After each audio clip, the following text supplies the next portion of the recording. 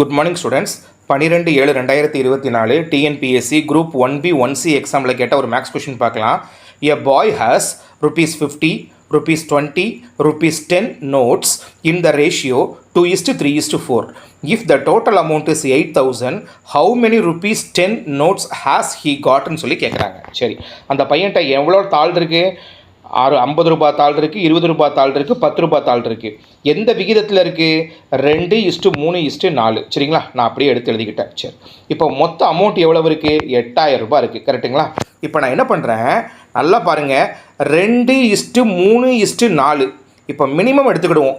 அந்த பையன்கிட்ட 2 50 தாள் இருக்குது, 3 20 தாள் இருக்குது, 4 10 தாள் இருக்குது. அப்படி வச்சுக்கிடுவோம். அப்போ 2 50 100, 3 20 60, 4 10 40. அப்போ கூட்டினா எவ்வளோ கிடைக்கும்?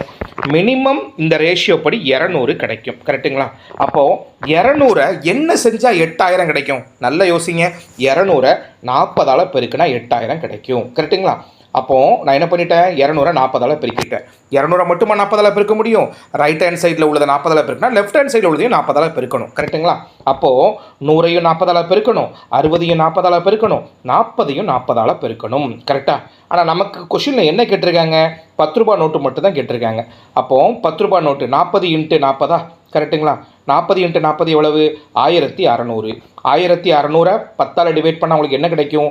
160 நோட்டு கிடைக்கும். அப்போ ஆப்ஷன் டி வந்து கரெக்டான ஆன்சர்.